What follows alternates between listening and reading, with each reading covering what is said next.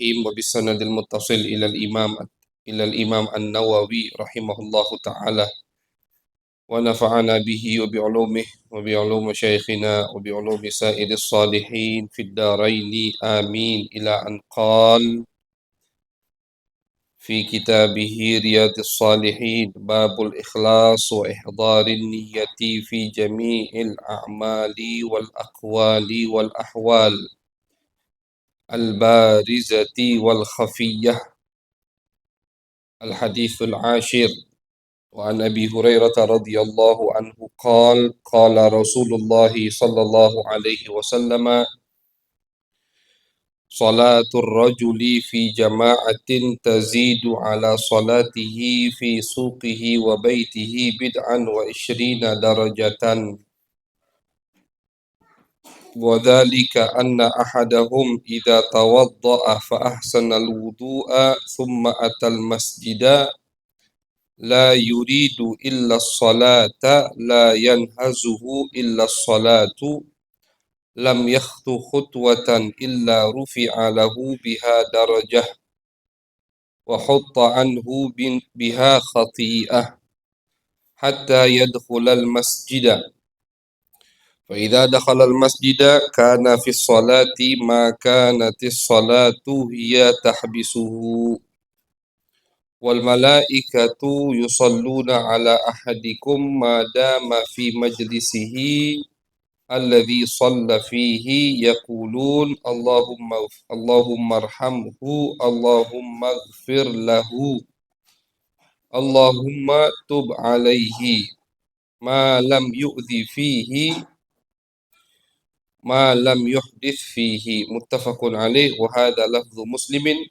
وقوله صلى الله عليه وسلم ينهزه هو بفتح الياء والهاء وبالزاي أي يخرجه وينهضه. Alhamdulillah. Pertama-tama puji syukur kehadirat Allah Subhanahu wa taala. Salawat dan salam kita haturkan kepada baginda besar Nabi Agung Nabi Muhammad sallallahu alaihi wasallam. Alhamdulillah kita kembali dipertemukan oleh Allah dalam keadaan sehat walafiat insyaallah, dalam keadaan selalu di bawah inayah Allah Subhanahu wa taala untuk melanjutkan kajian kita, itu pembacaan hadis Riyadhus Shalihin yang dikumpulkan oleh Al-Imam An-Nawawi rahimahullahu taala, yang mana sekarang kita masih di bab pertama, yaitu bab ikhlas.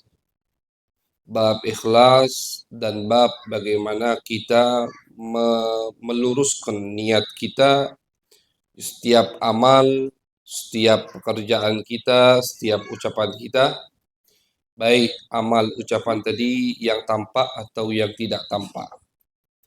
Kita berada di hadis ke-10 dari kitab Riyadhus Shalihin, yang mana hadis ke-10 ini diriwayatkan oleh sahabat Nabi yang bernama Abu Hurairah radhiyallahu taala an.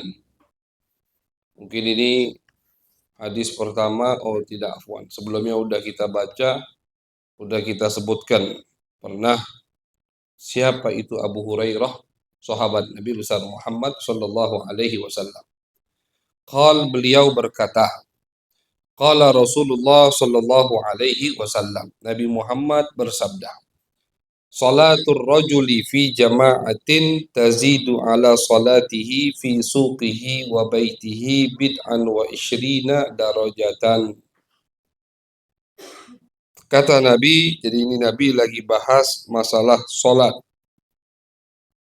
Kata Nabi, salat berjamaah, salatnya seorang laki-laki, artinya yang dianjurkan untuk ke masjid agar salat berjamaah itu adalah kaum laki-laki. Tentunya perempuan juga dianjurkan oleh syariat.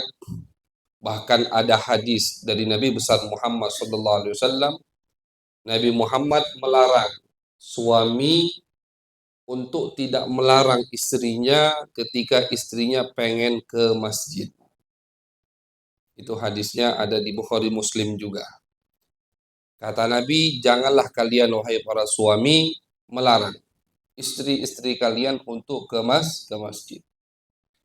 Akan tetapi ini hadis jangankan di zaman kita sekarang.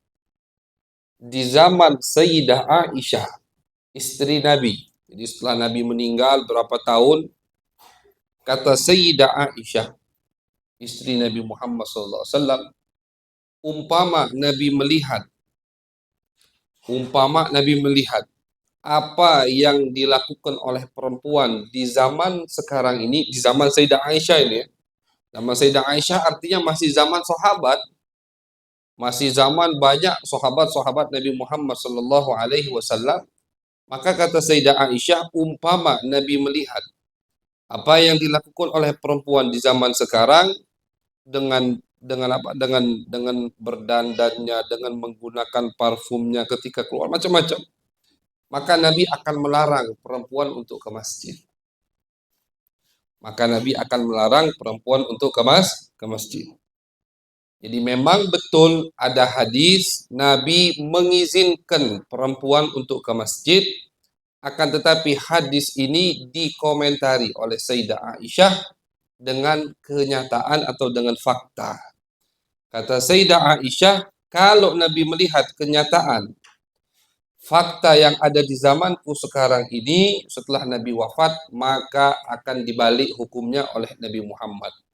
Nabi akan melarang perempuan untuk ke masjid. Itu zaman Sayyidah Aisyah.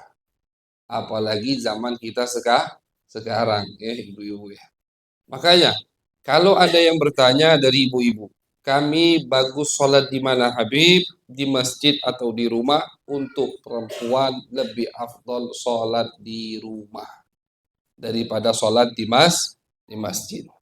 Akan tetapi, umpama ketika ibu ke masjid, jauh dari fitnah, tidak berdandan, maksud jauh dari fitnah, tidak akan terjadi maksiat di tengah jalan mau ke masjid, maka di situ tentunya keafdolian di masjid lebih unggul daripada di rumah.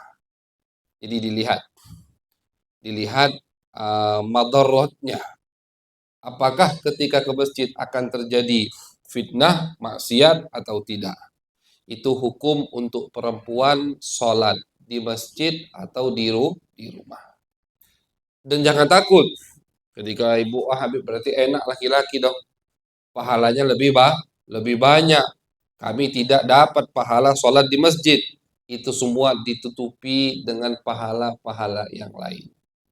Sebelum ibu mengeluhkan hal tersebut, sahabiat, perempuan-perempuan di zaman Nabi Muhammad itu sudah pernah mengeluh kepada Nabi. Mereka datang ke Nabi. Ya Rasulullah, untuk kami ini apa pahalanya? Bagian ibadah untuk kami apa? Laki-laki enak, ada jihad di jalan Allah, perempuan tidak ada. Laki-laki enak, ada pahala sholat Jumat, perempuan tidak ada, perempuan nggak wajib sholat Jumat. Laki-laki enak, gampang ke masjid, perempuan ribet, banyak syarat-syaratnya. Apa jawab Nabi Muhammad SAW? Kata Nabi Muhammad SAW, duduknya kalian di rumah, khidmat kepada suami, mengurusi anak-anak kalian, menjaga harga diri, amanah suami kalian, itu kata Nabi Muhammad sudah cukup untuk menggantikan semua pahala yang kalian sebutkan. Pahala jihad di jalan Allah, pahala sholat Jumat, pahala mondar-mandir ke masjid, itu semua perempuan dapatkan dengan dia khidmat kepada suaminya di dalam rumah. Jadi agama itu adil. Tenang saja, tidak mungkin agama itu lebih. Karena agama Islam ini bukan hanya untuk laki-laki, tapi untuk perempuan, untuk semua. Bukan hanya untuk bangsa Arab, untuk semua bangsa. Bukan hanya untuk satu suku, bukan hanya untuk satu level daripada umat manusia. Tapi agama Islam ini untuk semua. Makanya kebaikan, rahmat, berkat yang diberikan oleh agama Islam tentunya akan menyeluruh kepada semua umat Islam. Jadi kalau perempuan, dan tentunya ibu kalau sholat berjamaah di masjid tanpa izin suaminya, ya tak boleh. Ya. Seorang perempuan tidak boleh melangkahkan kakinya keluar rumah kecuali atas izin suaminya. Ibu-ibu kalau yang ke majelis ini nggak izin suami, pulang minta maaf. Saya nggak tanggung jawab. Nggak tanggung jawab. Pulang cium tangannya, minta maaf, bang. Nggak izin. Gitu. Nggak boleh bu.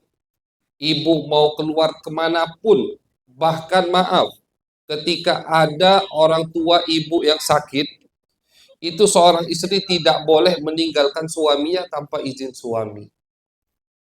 Diriwayatkan. Ada perempuan di zaman Nabi Muhammad SAW. Ini perempuan ditinggal oleh suaminya. Suaminya pergi bersama Nabi. Pesan suaminya, kamu tidak boleh keluar dari rumah apapun alasannya. Itu pesan suaminya. Ibu-ibu, dengar dulu ibu-ibu. Itu pesan suaminya. Nanti dulu komentarnya. Itu pesan suaminya. Tidak boleh kau keluar dari rumah apapun yang terjadi. Pergi suaminya keluar bersama Nabi Muhammad SAW. Subhanallah, datang utusan dari orang tuanya, bapak si istri ini sakit dan sudah sekarat mau meninggal dunia. Istrinya tetap teguh dengan apa? Dengan perintah suaminya. Tidak boleh keluar apapun alasannya. Sampailah bapaknya meninggal. Ini terjadi di zaman Nabi. Sampailah bapaknya meninggal dunia, ini perempuan tidak hadir. Karena pesan suaminya, nggak boleh keluar rumah apapun alasannya. Ketika Nabi Muhammad pulang, cerita ini sampai kepada Nabi Muhammad SAW. Taatnya seorang istri kepada suami. Apa kata Nabi? Kata Nabi, bapaknya itu semua dosanya diampuni oleh Allah berkat taat anaknya kepada suaminya. Jadi berkat taat anaknya kepada suaminya, semua dosa bapaknya diampuni, kata Nabi Muhammad, oleh Allah Subhanahu wa Ta'ala. Jadi bukan kayak zaman sekarang ya. Makanya perempuan, apalagi kalau di dalam masa iddah, yang meninggal suaminya ikut nganter ke kubur, itu haram, nggak boleh. Bukan menyenangkan suaminya, malah menyusahkan suaminya melihat istrinya melakukan hal yang diharamkan oleh Allah, oleh Nabi besar Muhammad Sallallahu Alaihi Wasallam.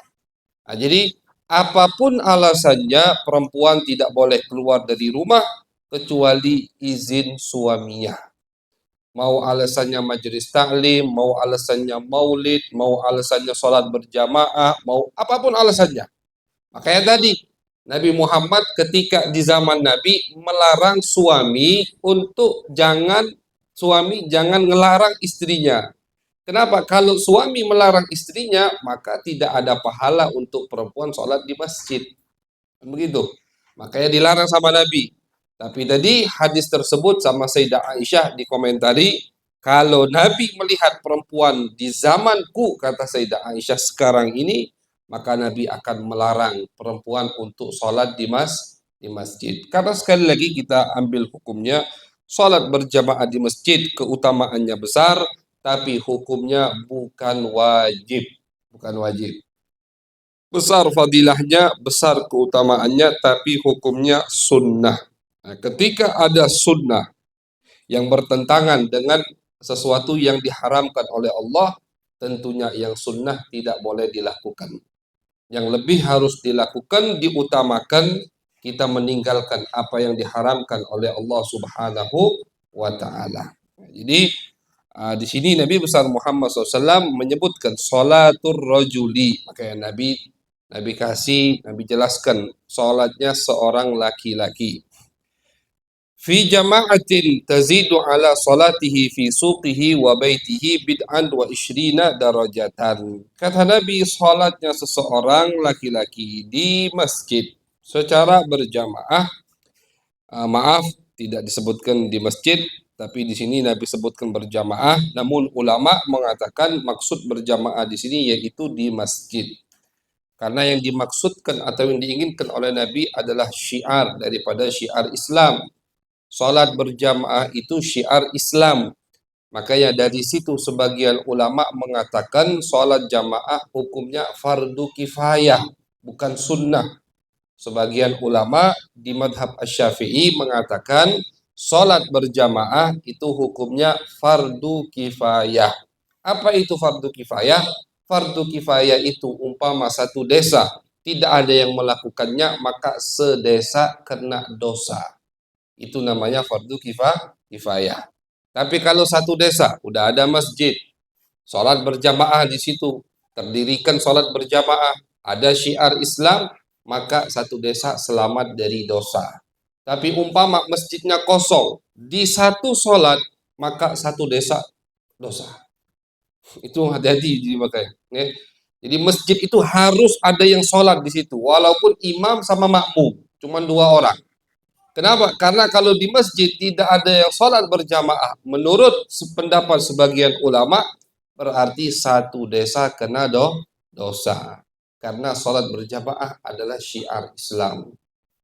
Dan sholat berjamaah itu sangat menyenangkan Nabi besar Muhammad Sallallahu Alaihi Wasallam. Jadi kata Nabi, sholatnya kita berjamaah di masjid itu melebihi sholatnya kita sendirian di suqihi, di pasar, wabaitihi, atau di rumah. Ya, karena dulu yang dilihat sama Nabi pasar yang banyak orang di situ. Ya, bisa kita masukkan di sini ya fi bustani, di kebun. Sekarang banyak kebun, apalagi di Bangka. Orang kadang sholat di kebun, tidak ke masjid. Maka afdal mana, di kebun atau di masjid? Tetap afdal di masjid secara berjamaah bid'an wa isyrina darajatan. Diriwayatkan di sini 20 lebih derajat bedanya. Di riwayat lain disebutkan 27 derajat. Jadi orang yang sholat sendirian dengan orang yang sholat berjamaah itu jaraknya 27 derajat beda pahalanya.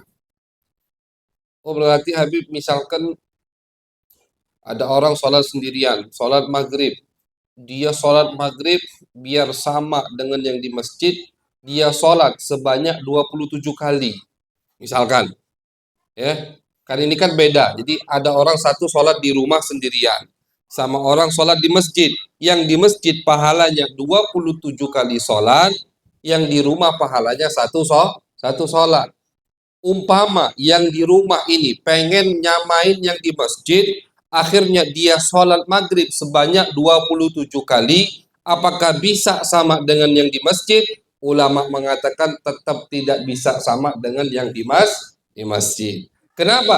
Karena yang dimaksud oleh Nabi di sini bukan jumlah pahalanya, bukan jumlah derajatnya, akan tetapi Nabi ingin menjelaskan kepada kita betapa jauh jaraknya orang yang sholat di rumah sendirian dan orang yang sholat berjamaah di masjid. Jadi walaupun dia 27 kali sholat maghrib, tetap tidak bisa menyamai orang yang sholat sekali berjamaah di masjid. Tetap pahalanya lebih besar. Kenapa pahalanya lebih besar? Disebutkan oleh Nabi besar Muhammad. Wadzalika, alasannya kata Nabi, anna ahadahum idza tawaddaa. Orang yang sholat di masjid tadi ketika dia ambil wudu, fa ahsanal wudu, dan wudunya sempurna. Summa atal masjid, ya harus sholat biar dapat pahala, wudunya harus sempurna. Kalau ada orang yang wudunya tidak sempurna, berarti sholatnya tidak sah. Kan begitu. Ya, pahala sholat kita dapatkan kalau sholat kita sah. Sholat kita sah kalau bersucinya kita sah. Makanya pentingnya pembahasan atau kajian tentang wudu, tentang bersuci, tentang hal-hal yang najis. Itu kenapa sangat penting? Karena kaitannya dengan ibadah sholat sehari 5 kali yang wajib. Dan ini kalau dilakukan, makanya diriwayatkan ada cerita Nabi suatu hari jalan bersama sahabat. Kemudian Nabi melihat ada kuburan. Kata Nabi, ini orang yang di dalam kubur lagi disiksa oleh Allah Subhanahu wa taala. Ini hadis ada di Bukhari Muslim. Ini orang yang di dalam kubur, kata Nabi, lagi disiksa sama Allah. Sahabat bertanya, kenapa ya Rasulullah? Apa alasan mereka disiksa sama Allah? Dua kuburan waktu itu dilihat sama Nabi. Innahuma la yu'adzaban wa ma yu'adzabani fi kabirin. Dan alasan mereka disiksa, kata Nabi, bukan alasan yang besar. Jadi kayak sepele, kata Nabi. Apa ya Rasulullah? Kata sahabat. Salah satunya, kata Nabi Muhammad, innahu kana la yastatiru minal baul. Salah satu yang lagi diazab ini, kata Nabi, dia itu kalau habis buang air kecil itu tidak bersih istinjanya. Jadi ketika buang air kecil istinjanya tidak bersih, bersucinya tidak bersih, itu sekarang lagi diazab sama Allah. Oh, kenapa? Ya karena kaitannya kemana-mana. Ketika istinjanya tidak bersih, berarti anggota tubuhnya mungkin ada yang najis. Mungkin pakaiannya ada yang najis. Ketika anggota tubuh ada yang najis, pakaian ada yang najis, dia sholatnya tidak sah. Berarti berapa banyak sholat yang dia tinggalkan. Karena Allah tidak akan menerima sholat yang tidak sah. Sholat yang sah saja, itu kita belum tahu diterima apa tidak sama Allah. Kita udah sempurna nih, wudhunya udah benar semua. Sholatnya udah benar semua. Menurut pandangan syariat, itu masih belum tentu diterima atau tidaknya oleh Allah Subhanahu wa ta'ala. Apalagi sholat orang yang wudhunya tidak sah. Nah, makanya ibu-ibu dan yang lain, kalau umpama ada permasalahan yang berkaitan dengan masalah bersuci, itu jangan didiamkan. Cepat tanya sama ustadz, cepat tanya sama yang paham. Karena ini kaitannya dengan sholat. Jadi kata Nabi, salah satunya ini lagi diazab sama Allah karena dia tidak bersih ketika buang air kecil. Nauzubillah min dalik. Kemudian, summa atal masjid. Orang tadi yang sudah wudhunya bagus, sudah wudhunya sempurna, datang ke masjid, keluar dari rumah. Ini Nabi ingin menyebutkan pahala 27 itu dari mana? Dari tadi, dia udah wudhu bersih, kemudian dia keluar dari rumahnya ke masjid, la yuridu illa shalah, la yanhazuhu illa shalah, dan dia keluar dari rumah ke masjid, niatnya tidak lain hanya untuk sholat. Ini pembahasan kita, ikhlas untuk Allah Subhanahu wa ta'ala. Jadi niat dari rumah ke masjid, apa? Sholat berjamaah, disitulah akan mendapatkan pahala dari Allah Subhanahu wa ta'ala. Ibu-ibu niat dari rumah ke tempat ini untuk apa? Majelis ta'lim, mencari, mendengar hadis Nabi Muhammad. Di situ kita akan mendapatkan pahala dari Allah Subhanahu wa ta'ala. Tapi kalau niatnya bukan untuk Allah, maka apa yang kita lakukan itu luarnya ibadah, dalamnya tidak ibadah. Percuma, nggak dapat pahala. Kita dari rumah niatnya ke masjid pengen dipuji, berarti pahalanya tidak ada. Karena yang dijanjikan dapat pahala oleh Nabi Muhammad adalah orang yang niatnya tulus untuk Allah Subhanahu wa ta'ala. Ibu-ibu niatnya dari rumah ke majlis taklim untuk apa? Untuk nuntut ilmu, untuk mengambil berkah dari hadis Nabi Muhammad. Kalau niatnya selain itu, sekalian pengen ketemu kawan, lama nggak ketemu misalkan. Kalau niatnya menyambung tali silaturahim, alhamdulillah masih dapat pahala. Tapi misalkan niatnya pengen pamer, aku habis beli cincin emas baru. Nah, ibu-ibu kan biasanya suka pamer tuh, habis pakai gelang baru, sekalian lah biar sedesa tahu ini. Itu berarti niatnya niat pamer, bukan niat untuk nuntut ilmu, nggak dapat pahala nuntut ilmu. Walaupun gambarannya nuntut ilmu, duduk lihat kitab, tetap nggak dapat. Karena yang Allah inginkan dari kita adalah niat yang baik, niat yang tulus, ikhlas untuk Allah Subhanahu wa ta'ala. Akan tetapi ulama mengatakan tetap ketika kita dirasuki oleh niat yang tidak baik, kita pengen nih keluar ke majlis taklim, kita lagi atau pengen keluar ke masjid untuk sholat, tiba-tiba terlintas dalam hati kita niat tidak baik. Maksudnya niat tidak baik, niat riak, pamrih, pengen dipuji.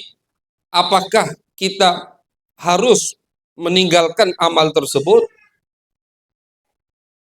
Mau ke majlis taklim, niatnya aslinya mau nuntut ilmu. Ketika mau keluar rumah, ibu tadi dirasuki oleh setan, niatnya jelek. Ah, niat aku jadi jelek, ya sudah, nggak jadi nuntut ilmu, nggak jadi keluar. Tidak begitu juga kata ulama. Ketika mau ke masjid, niatnya untuk sholat berjamaah. Ketika mau keluar dari rumah, senang, pengen dipuji ketika dilihat sama orang lain, aku ke masjid. Akhirnya dia takut karena niatnya tidak baik, dia meninggalkan ibadah tersebut. Itu juga tipu daya dari setan.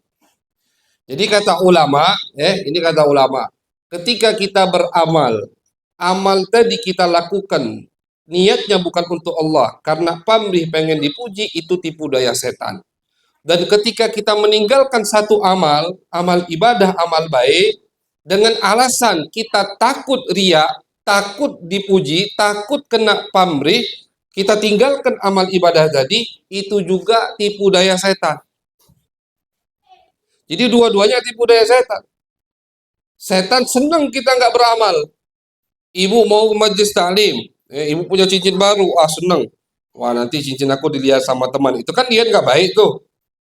Nggak jadi. Kenapa dianya nggak baik? Lepas semua, akhirnya nggak jadi majelis. Itu juga tipu daya setan. Terus bagaimana Habib? Jalan keluarnya? Kata ulama, Al-Imam, salah satunya, Al-Imam Fudail bin Iyad. Beliau mengatakan, jalan keluarnya, tetap kita keluar dari rumah, tetap kita ke masjid, tetap kita ke majelis taklim, tetap kita beramal, sambil hati kita bersihkan, kita jaga. Istighfar, misalkan tadi, keluar dari rumah, tiba-tiba dilihat sama orang, senang kita, cepet-cepet istighfar, minta ampun sama Allah Subhanahu wa taala. Luruskan lagi nih, astagfirullah, astagfirullah. Aku ini ke masjid niat untuk sholat. Aku ini ke majlis taklim niat untuk nuntut ilmu. Jalan lagi sampai di tempat, senang lagi dilihat sama orang, istighfar lagi, dan seterusnya begitu. Barulah orang itu selamat dari tipu daya setan. Kalau dia beramal pengen dipuji orang, kena perangkap setan. Kalau dia meninggalkan amal ibadah karena takut dipuji oleh orang, biar takut kena penyakit riya, pamrih, dia tinggalkan ibadah tersebut, itu juga kena jebakan setan. Jadi setan itu luar biasa. Kita mundur masuk perangkapnya, kita maju masuk perangkapnya. Jadi harus hati-hati dalam berjalan, dalam menata hati. Disitulah ulama mengatakan, ketika hati kita pengen bersih, pengen suci, pasti wajib sudah kita harus dituntun oleh seorang guru yang mengerti tentang tipu daya setan. Jadi di sini Nabi besar Muhammad sallallahu alaihi wasallam beliau mengatakan, la yuridu illa shalah, la yanhazuhu illa shalah. Sama artinya, jadi dia ke masjid cuman untuk salat, niatnya untuk Allah, ikhlas untuk. Dan Imam Ghazali mengatakan itu tidak pengaruh bapak-bapak, ibu-ibu.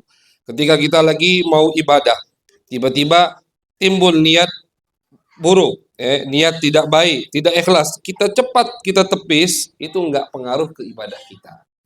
Selagi cepat kita tepis, jalan ke masjid, ada senang pengen dilihat orang, cepat kita tepis, istighfar, itu tidak pengaruh ke amal ibadah kita. Sekali, dua kali, tiga kali, kalau kita terus berusaha, insya Allah di kemudian hari tidak akan muncul lagi niat-niat yang tidak baik, yang akan ada hanya niat untuk Allah Subhanahu wa taala. Lam yakhtu khutwatan.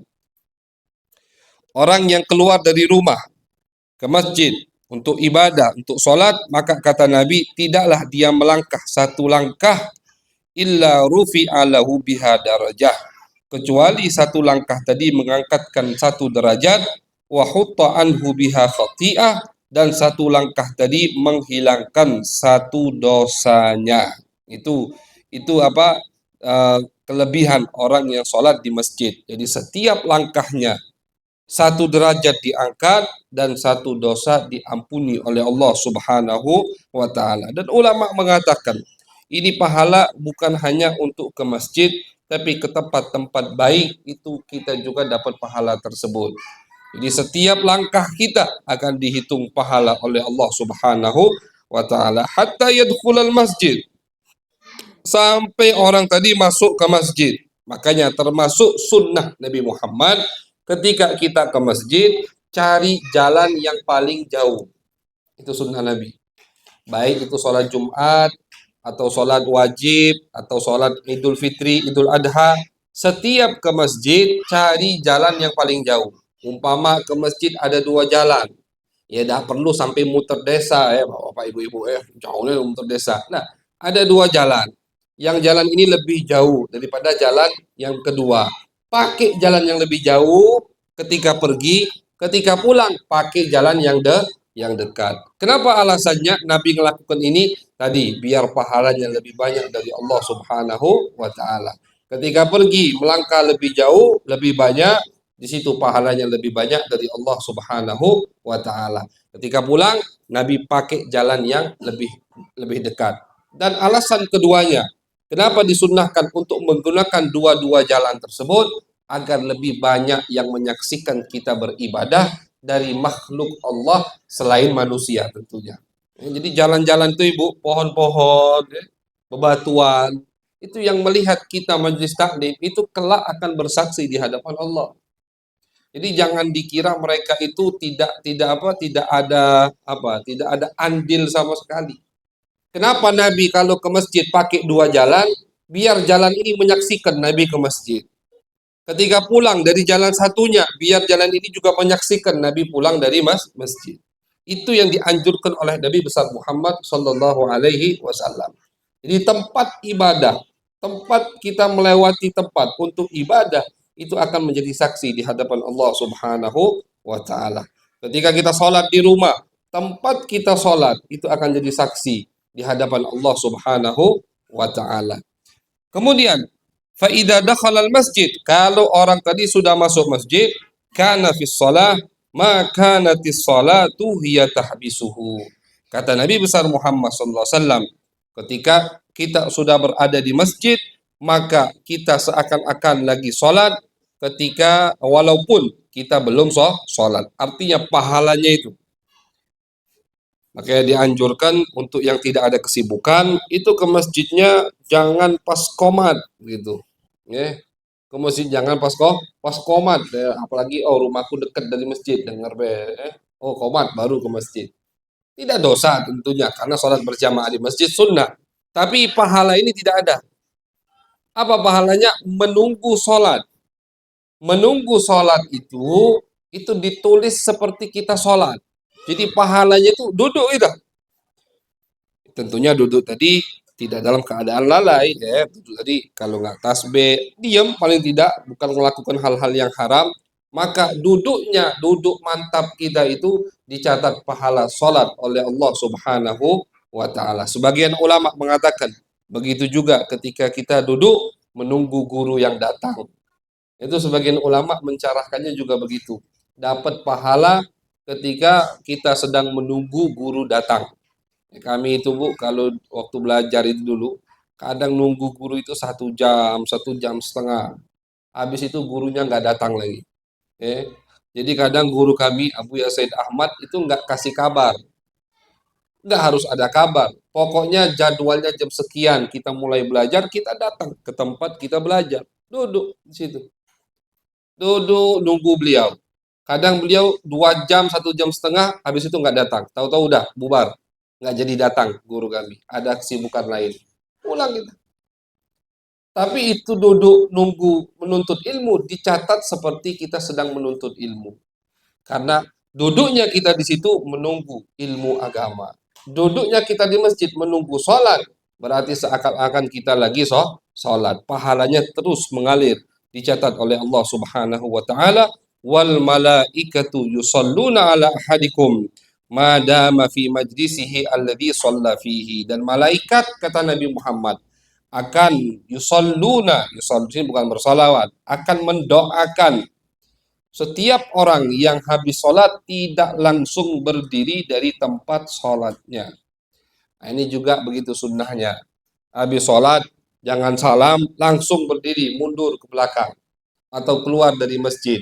Kenapa? Karena ketika kita selesai sholat, kemudian kita duduk mantap di tempat sholat kita, kita akan mendapatkan doa dari malaikat. Tapi satu syaratnya. Dan ini ulama mengatakan walaupun kita di rumah juga dapat fadilah ini.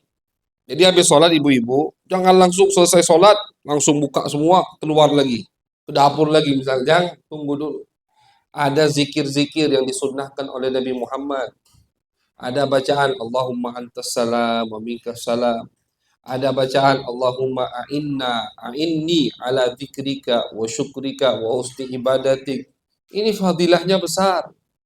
Nabi Muhammad sampai ketika mengajarkan sahabat yang bernama Mu'adz tentang keutamaan zikir ini, kata Nabi, wahai Mu'adz, aku ini cinta sama kamu. Itu Nabi katakan ke Mu'adz. Maka wahai Mu'adz, karena aku cinta kepada kamu, katakan di setiap habis sholat fardu, Allahumma a'inni ala dzikrika wa syukrika wa husni ibadatik.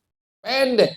Allahumma a'inni ala dzikrika wa syukrika wa husni ibadatik. Ya Allah, bantulah aku untuk selalu mengingatmu, untuk selalu bersyukur kepadamu, dan untuk selalu beribadah kepadamu. Itu doa yang Nabi ajarkan untuk Mu'adz, sahabat beliau. Pendek. Kapan ini? Dia setiap habis sholat wajib. Habis sholat wajib, kita disunnahkan baca subhanallah 33 kali, alhamdulillah 33 kali, Allahu Akbar 33 kali. Kata Nabi, yang baca ini dapat 10 pahala, 10 dosa diampuni, 10 derajat diangkat oleh Allah. Kalau kita 5 kali sehari baca, berarti 50 pahala. Dari ini aja 50 pahala, 50 dosa diampuni, 50 derajat diangkat oleh Allah. Baca ayat kursi. Kata Nabi Muhammad, barang siapa yang membaca ayat kursi setiap habis sholat, laisa bainahu wa bainal jannah illal maut.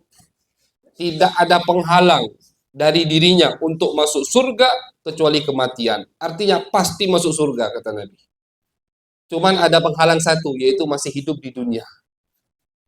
Baca apa itu? Baca ayat kursi setiap habis sholat wajib. Nah, ini zikir-zikir seperti ini harus kita amalkan. Jadi jangan habis sholat langsung tinggal semua. Habis sholat salam-salam, oh, udah selesai, langsung keluar dah.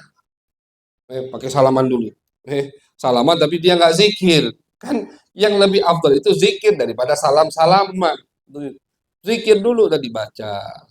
Kecuali misalkan ada hal yang mendesak, ada anak kita menangis atau apa, itu lain lagi urusannya. Ini kalau nggak ada urusan apa-apa. Kadang kita itu kalau lagi ibadah kayak semuanya penting. Kalau lagi ibadah kayak semuanya penting. Tapi kalau lagi nggak ibadah, nggak ada yang penting. Nggak ada yang penting. Kalau lagi ibadah, wah Masya Allah. Oh, pikirannya ke ini, pikirannya ke itu. Makanya ulama mengatakan kalau ada barang yang lagi hilang, nggak ketemu, ibu lupa naruhnya di mana, coba sholat. Ingat langsung. Oh, tadi aku naruh duit di mana ya? Langsung, sholat lah. Langsung, setan ngasih tahu. Oh, di situ Bu, kata setannya. Oh iya, di situ orangnya. Itu dari setan. Nauzubillah min dzalik. Jadi kita kadang dalam ibadah kayak semua itu penting. Oh, aku punya urusan ini, punya urusan ini.